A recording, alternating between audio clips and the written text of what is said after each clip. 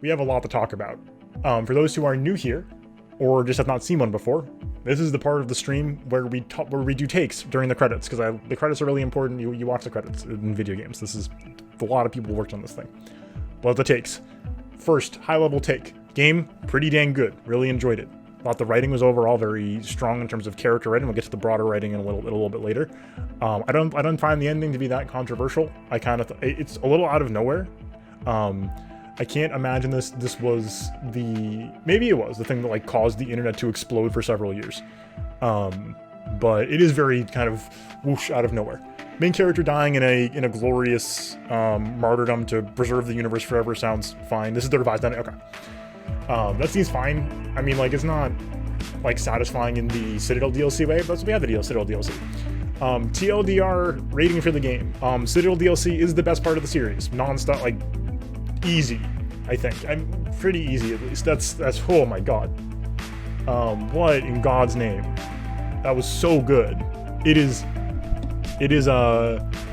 unbelievable how good the Citadel DLC is. It too loud? Is it too loud? You have to save the takes for after this. I can't mix that well right now. I can mix it. I can mix it. Is that better? Let me know if it's small. Okay. Hopefully that helps. Let me know. Okay, perfect. Thank you, Zach. I appreciate it. I'll see in a sec because I gotta. If I go off screen, it hits the audio and that's annoying. Actually, I'll click real quick. We'll keep talking. Oh my god.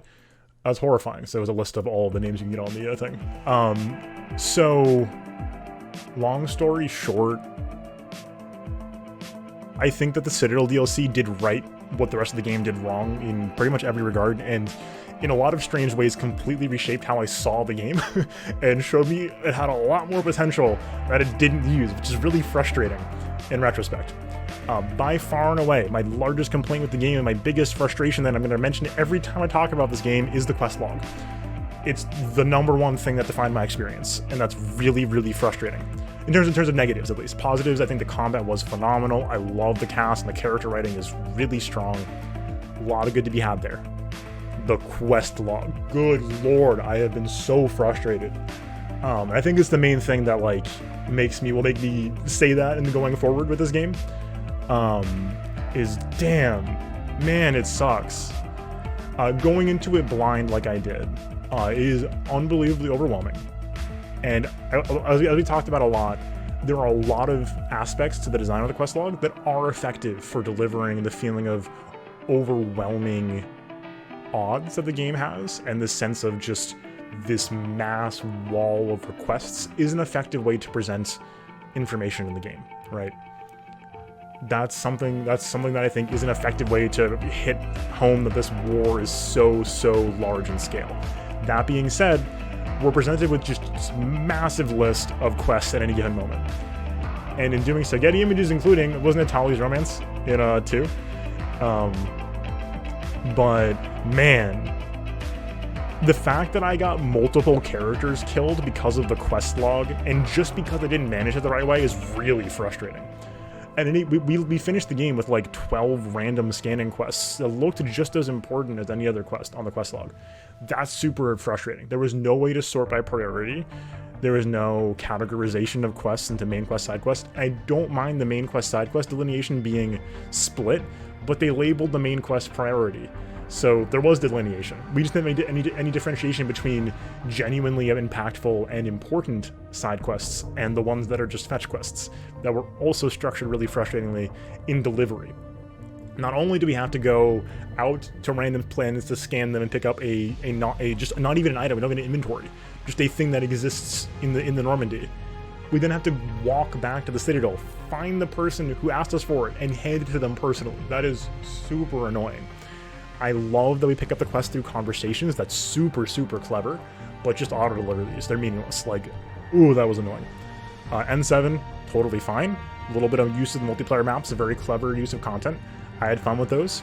They were good. Give a little bit of flavor for planets, revisit some planets, show us a little bit of the theaters of war. Very clever, very good use of side content to build up the game's ratio of combat to non-combat quests.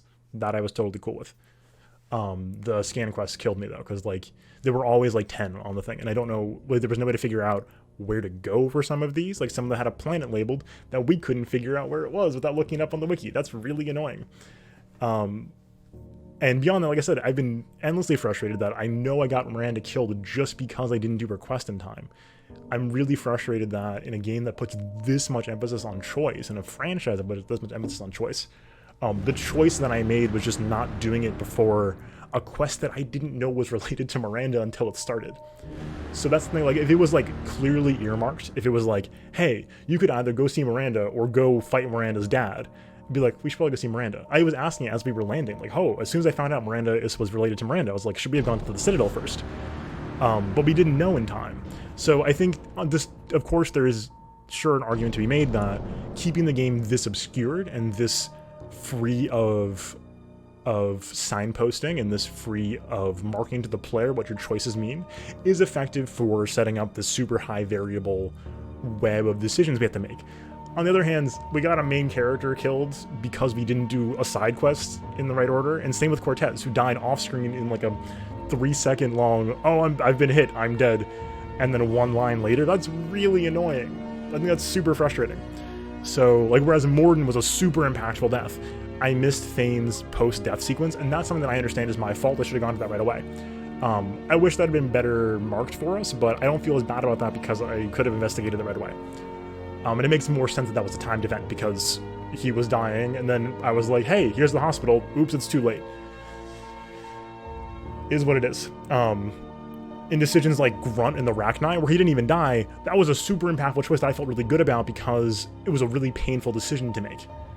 And that, I think, is way more effective. I think the main gripe here with the weird decisions is that the game is capable of so much more. When Mass Effect delivers, it delivers really, really hard. And when it doesn't deliver, man, it doesn't deliver.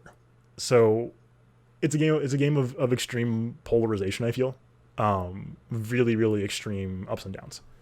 In the end, I really, really enjoyed my experience. What? Yes, but some of the details have been lost in time. Hold on. We're gonna up these takes to bring you lore. Very long ago. When can I go to the stars? One day, my sweet. What will be there? Anything you can imagine. Our galaxy has billions of stars. Word. Each of those stars could have many worlds. True. Every True. world could be home to a different form of life. True. And every life is a special story of its own. I still have more takes. Tell me another story about the shepherd. It's getting late, but okay. One more Characters story. that are flatter than two-dimensional shapes. And also, this is just weird. Do we need this? Do we need to do a frame story here? This is weird. Congratulations on bringing an end to the Reaper threat. Commander Shepard has become a legend, and from here you can continue to build that legend. It's been a long journey for Shepard and for the team here at BioWare. And like Shepard, we couldn't have guys done. Ooh, I'm getting chills. Couldn't have guys done alone. The Mass Effect trilogy began as the vision of a small team, but over the years it has grown. The growth has been fueled and shaped by the feedback of and support of our player community. Thank you for joining us on this journey, and we look forward to sharing further adventures with you in the Mass Effect universe. Yikes. Ow. Oh no. Mass Effect team. Ah. Please. Oh. What?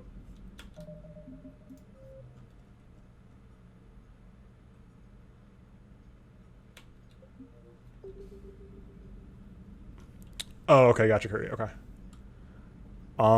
What? Commander. Oh, I didn't see. Oh, I didn't see Sir Sherbert's headquarters. Okay. Sick. That's very nice. Okay. Okay, let's continue the takes. Where should we do the takes from? Where's a good view? Oh, we can go like at one of the the space bay windows.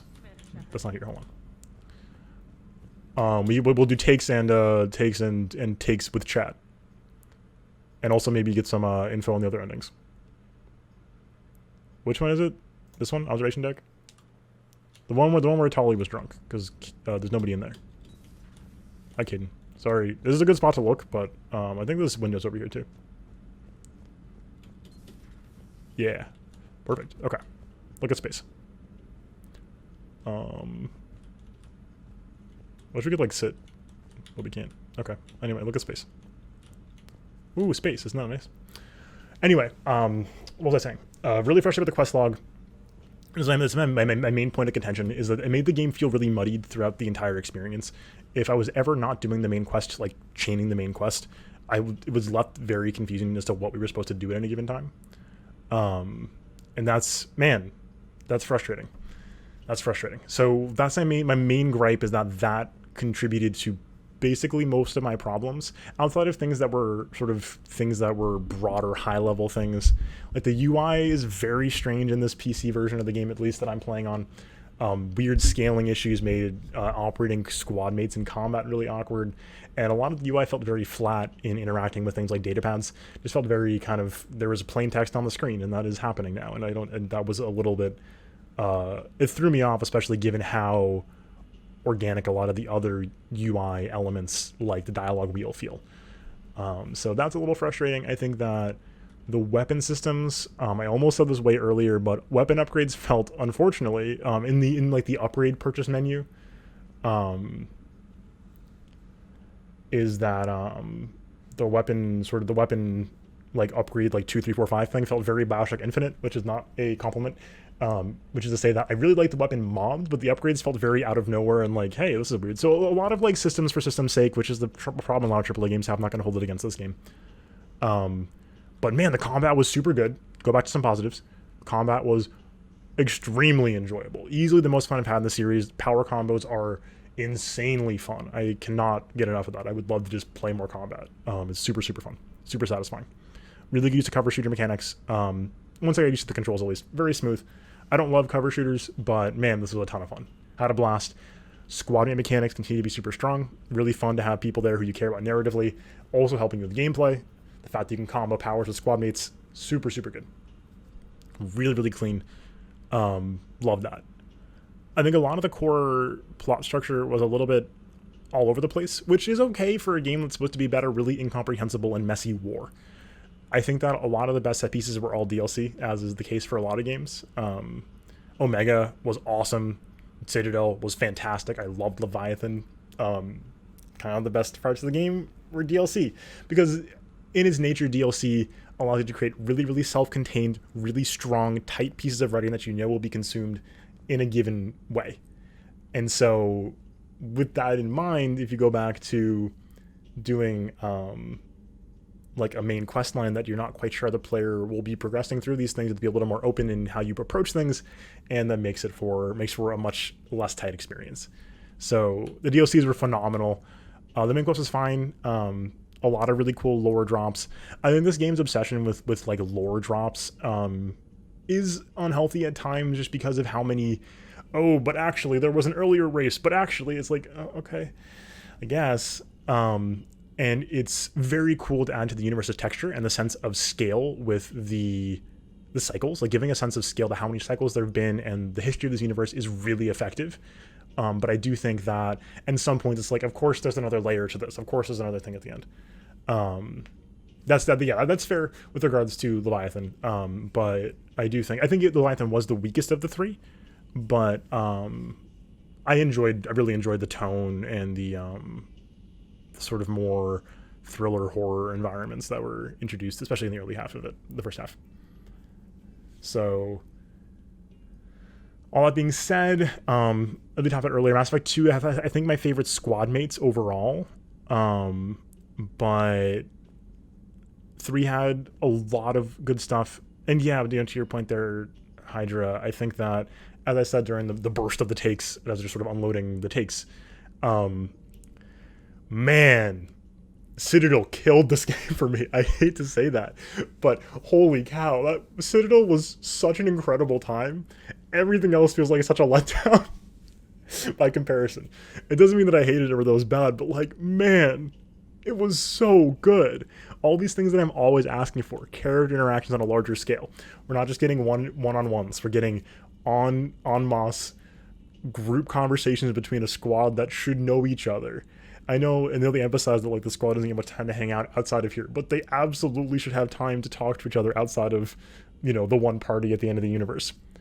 They know each other better than that. And Citadel proved it in the archive sequence. We had the entire squad for the first time. It was so hard going to the final sequence knowing that we weren't going to get that again.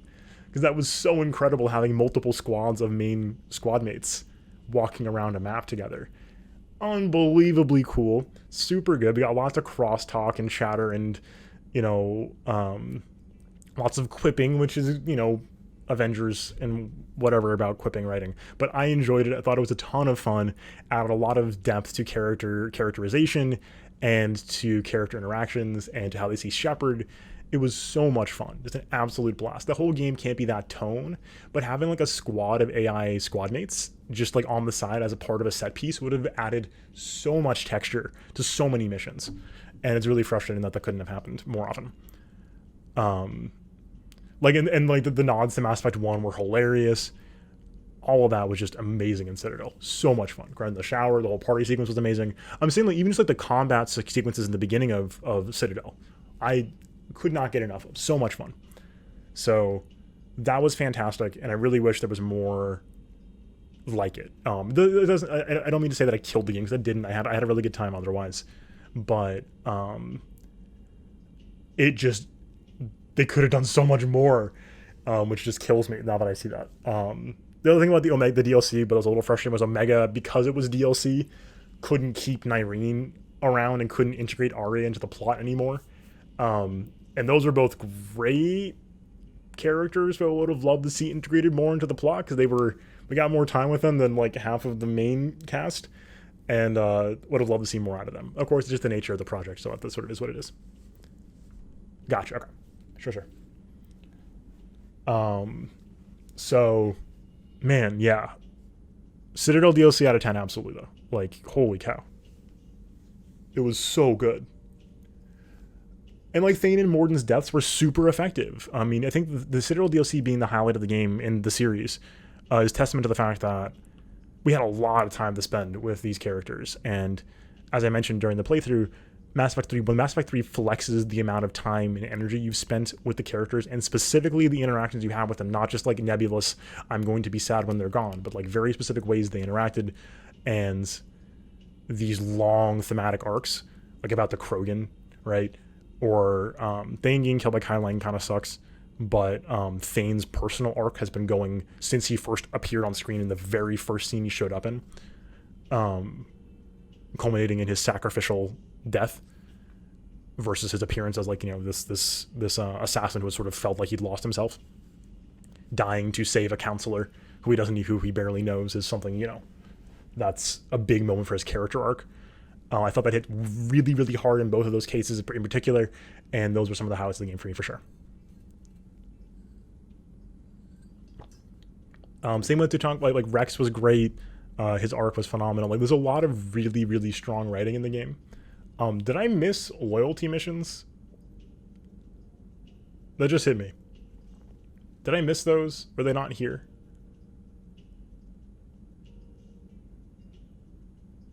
Or did I not understand what they were? Because I was just going to complain about how I feel like I was like, oh. They didn't do them again. It just occurred to me. Missed opportunities. I was like, man, I feel like we didn't get enough time with like most of the main squad. And that's because there's no loyalty missions. Loyalty missions slap. They're really good. I kind of miss those. Missed opportunity, I think. Because I was like, man, I feel like we got more time with like Rex's arc than we got with Garrus's, and he was in the squad, and that hit me because we didn't really get a Garrus mission outside of his intro. So, interesting. Yeah, I think in the main missions a little bit, but it's mostly for the recruitments, I think. So it's a little frustrating. Because I think that would have been good to have like these. And I think this game set up, I think, a very hard task for itself by making it about this war from the very start, which is a very bold and ambitious writing task. Of just like trying to make it about the war the whole time without losing track of where we're at. So everything pushes the game forward. I think the game's momentum is a big part of its success, is that the whole game is about the war effort. I think that's one of its biggest successes outside of the Citadel DLC is the war assets. The system itself is whatever, but the concept of having every task you complete contributing to this global effort and having that feel really impactful as part of the game's core thematic, getting the galaxy together to fight the war against the Reapers, is a really, really smart stroke of writing and in core design. So that's all really effective. I really liked all of that. It just, I think, made for really tricky writing because we couldn't go do a weird side mission where we just hang out with Garrus because there was more important stuff to do. So I think a lot of missed opportunities characterize this game more than anything else, and that's frustrating.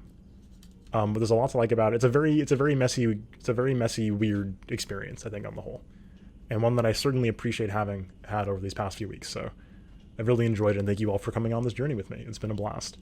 If anybody has any questions about my takes, now is the time to hit me with questions about how I felt about the game. But yeah, no, super glad. Like I said, despite my complaints, like had a very good experience, and I really enjoyed playing Mass Effect 3. I've been looking forward to it like every night, so it's been really, really good.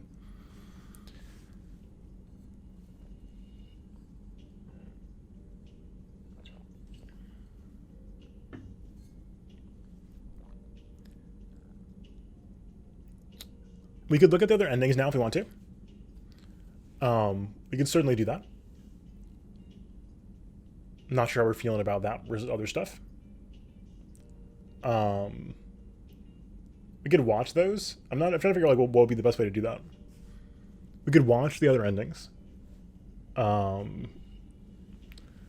we could just read about them. I don't know what the way to do it would be. There's 4 total. We only had 3 choices there as far as I could tell.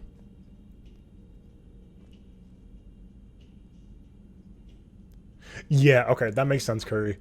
So Curry says, you stumbled into the main criticism of Mass Effect 3 ending in your first salvo. At least I understand if people were really unhappy that a series that emphasized choice so much ended with a single choice and no decisions that you had made prior effective. Actually, can I just put chat on the screen? Where is chat? Okay.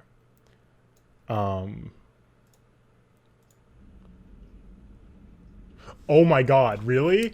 Oh, so it was a Dark Souls. I know this came before Dark Souls. Don't let me keep saying that. That's just the game I have the most experience with that does this kind of like, go to this spot and then you get the ending. That's funny. And then what happens if you shoot the child?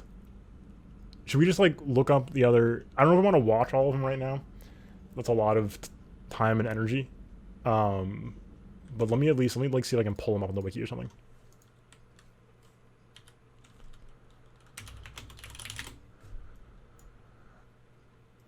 No. Extended cut. Here we go. All right. To kill the person, removing the old one. Cover the world in fog. What? Okay, here we go. Content, cutscenes. Oh, this is a lot of stuff. Where are the endings? Oh, Demon's... Oh, yeah. Where's the... Wait, hold on. Where's the endings? Storyline 3. Oh, here we go. Okay, here we go. What is this? Is this Priority Earth? Whoa, this is a long page. Mass Effect, here we go. Return of the Reapers. Night in the Galaxy. Aiding the Krogan. Citadel Coup. Offensive. Here we go. Fall of Thessia. Chasing Cerberus. Yep, Battle for Earth. Here we go. If Shepard refuses to activate the Crucible, one of Liara's time capsules activates on an unknown world. Recording of Liara explains the capsule contains a record of her generation's war against the Reapers and ultimate defeat. She urges whoever finds the capsule to use the information to get out the Reapers and the rules of the Crucible to try to succeed where the people of her time did not. Okay, so then the Stargazer tells the story of the Shepherd to a young boy, and they eventually defeated the Reapers once and for all. Okay. If Shepard used the Crucible to destroy the Reapers, Hackett relates how the Reapers were defeated, saying that this victory belongs to every civilization. Even though the galaxy is devastated, even though the Hackett and the Reapers are damaged, Hackett's confident they can rebuild stronger than before. He regrets that so many people will not be able to witness the future that Shepard made possible, but resolves to honor their sacrifices. Eventually, the Master Relays and even the Citadel are restored, and the galaxy enters a new era of peace. Whoa! If your military strength is too low, the Crucible backfires and annihilates most life in the galaxy. An alternate narration will be heard from Hackett. His outlook is much more negative. If it's moderately high, it'll cause some collateral damage, including the relays. Mostly the same highs in the high EMS, there'll be EMS that may take years to restore the relays. If it's high enough, Shepard survives the blast and gasps in a pile of rubble. Wow, you can live. If you use the Crucible to control the Reapers, Shepard, now a catalyst-like being with the absolute control over the Reapers, achieves a new state of existence and ponders immortality. Shepard commands the Reapers to rebuild and protect the galaxy, and, depending on Shepard's morality, either intends to act as a guardian who will protect and serve the galaxy's civilizations, or act as the strong leader that Shepard believes the galaxy needs. That's what I was worried about. I mentioned that. Shepard also vows to watch over their former crew and friends. The Reapers restore the mass relays under Shepard's direction, stand ready to defend against anyone who threatens the new peace. Hold on, I'm going to put music on. I just realized it's probably very quiet right now. It's time for jazz. And I have the AC on, which I can't turn off right now, sorry. So it might be getting some feedback to the mic, which I wouldn't want to mask with the music.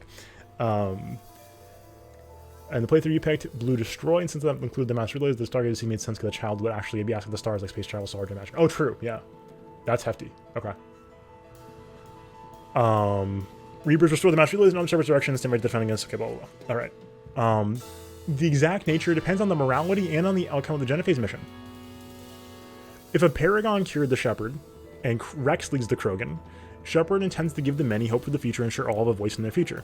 If Renegade cured the Genophage and Rex leads the Krogan, Shepard vows to right the wrongs of the past so to provide a voice for the weak. Okay? If a Paragon cured the Genophage and Reeve leads the Krogan, Shepard vows to provide a voice for those too weak to speak for themselves. This is all kind of variation of the same theme. If a Paragon, Shepard sabotage the cure. Okay, this is all kind of the same. There's like variants of the same thing. If you merge life. We did that. That's what we did. Oh, okay. Edie's remarks changed based on the outcome of Rannoch. As I mentioned, the thematic resonance, it's here. If the Geth destroyed the Quarians, the Edie states that synthetics are now free to choose their own paths. If the Quarians destroyed the Geths, Edie states organics no longer need to fear their synthetic creations. And they can now coexist peacefully. Let's go! The dream made happen. Or Earth. Okay, so there's lots of scenes under merging. Tuchanka. Oh, this is a lot of variants.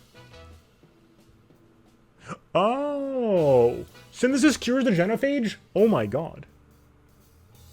Wow. What? What? What does that mean? I was very intent on saving the Rachni. Did I not save them?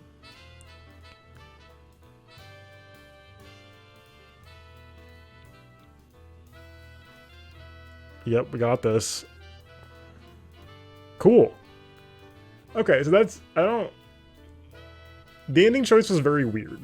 Very global. I think the comparison to Dark Souls is sort of vaguely fair. Although, wait, when did Dark Souls 1 come out? Dark Souls 1. 2011. Actually, Dark Souls was first. I'm sorry. I retract my previous mention about saying I know Mass Effect 3 came first, because it didn't. Huh. They're probably developed at the same time. Okay. This is weird.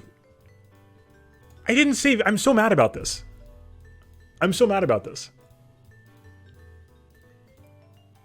You killed the Queen of Mass Effect 1, the Queen's Reaper clone. Oh, God. Okay. Right. Okay. I'm mad about this. Oh my God, she could have been on the Citadel. I'm so sad.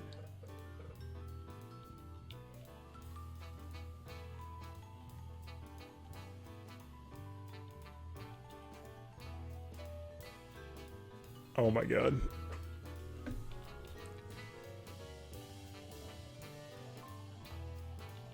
Okay, whatever. Next playthrough, we'll save Kasumi. I didn't even know she died. I just forgot to do her quest before it was too late, apparently. We checked, like at some point, like halfway through the game, we checked. Dang. Yes, that I got. I got that log with Arachni. Okay.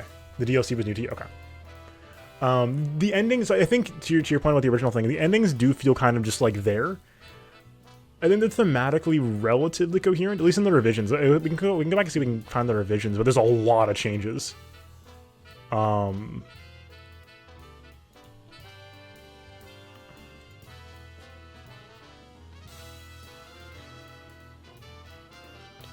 I don't quite know. Yeah, absolutely. Absolutely, which is fair. Yeah, there's a ton of choices, a ton of things. This is insane. Fourth options is the refusal, yeah. Interesting. I don't, I'd have to like read into it to fully understand the gripes, I think, because there's just a lot of changes.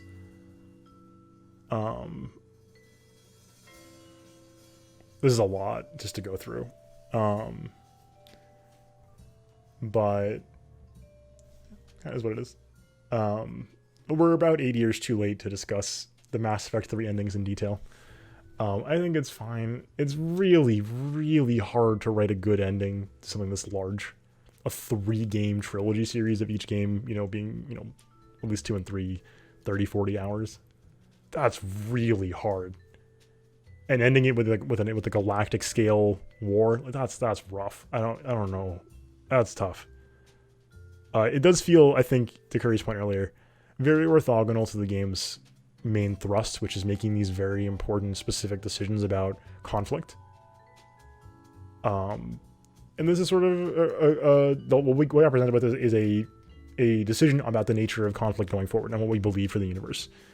I think that's how they intended it, at least. What we got was some decisions that sounded pretty bad and one that sounded pretty good.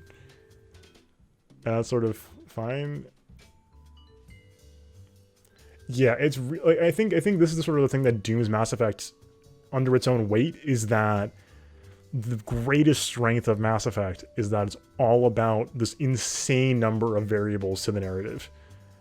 And if you want to make each player's individual personal narrative experience, which if you're playing blind is super unlikely to be exactly the same as somebody else's, to get all of those constellations of playthroughs to end up at the same point is basically impossible, if not like genuinely counterproductive to what the series is about. So I am honestly curious if they maybe should have gone somewhere else with the ending. I don't know. Like, promising this game as like an end game to definitively end the series is, I think, almost a mistake. Just because of that core fact in the way that like everybody's file is different. There's so like, you know, there's so many variables in play. Little decisions make a big impact, and that's tough. That's tough. So it's an impossible task. I don't know that they necessarily got there, but how could they, right? How could they have gotten there? So I don't begrudge them that too much. And for me, like I said, the game did enough of a great job just managing itself on the way through that I had a really good experience regardless. So I've rambled on for long enough, I think. Andromeda, I'm hilariously, despite everything I've heard, I am way more interested in playing Andromeda right now than I've ever been. So if you want to see Andromeda and you're watching this later or now, let me know. I would be interested in trying out Andromeda. I think. You might as well, right?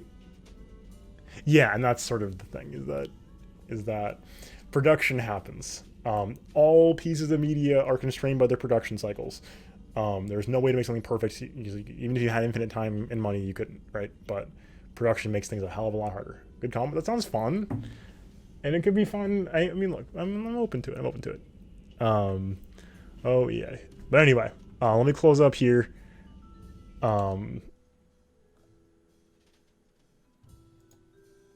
Yeah, I mean, I'll be willing to give it a shot. All right, we're gonna close it up here, I think. This is Essel Shepherd. It's weird because we have to take a 2-year break. I thought I stopped this. We took a 2-year break. But it's a little overwhelming to have to end Essel Shepherd's career here. This is it. We're done. The fact that it didn't go back to main menu makes it feel less conclusive. We could just keep playing.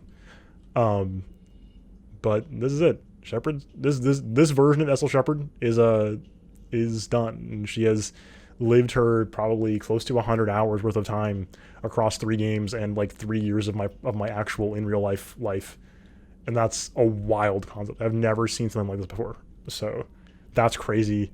I don't tend to play games with really long shelf lives like this. Like Persona before this was the longest game I've ever played for sure. At least in terms of single narrative. I've played a lot of Path of Exile and stuff like that. So that's a different story. But it's really, the attachment here is intense. This Shepard who we built in Mass Effect 1, and I was like, man, hope I designed this character right. Her face and backstory, I think we redesigned her a little bit in 2 actually. But her backstory at least has been carrying since Mass Effect 1, a long time ago on the stream. So man, it's a weird feeling to be closing this up. Even if we do play another playthrough, it'll be different. So that's a lot to take in at once. It's a lot to take in. But I think that's where we have to end it though, is with that question of legacy and of the weight of that. I think just feeling the weight of that is way more impactful than thinking about the weird endings. So that's what I got. That's what I got. I think that's all I got. If you have any more requests for takes or want to see more content on Mass Effect from me, please feel free to let me know. I'm here. I'm available here if you're on YouTube. Got the comments. If you're on, also want to check it out on Twitter. We got the Discord. Plenty of ways to talk, ask for takes, discuss more. Come on by the Discord especially to hang out. It's been a lot of fun. Hopefully you enjoyed the playthrough and this journey. And hopefully I'll see you in the next one. Come on, vote for the next playthrough and hang out with us on the stream every day. Sunday through Thursday, twitch.tv, Twitch. Sunday through Thursday, 8 p.m. Eastern, twitch.tv/usl_TV, or just head to sl.tv. Come on by. Hopefully I'll see you in the next one. Until then, peace.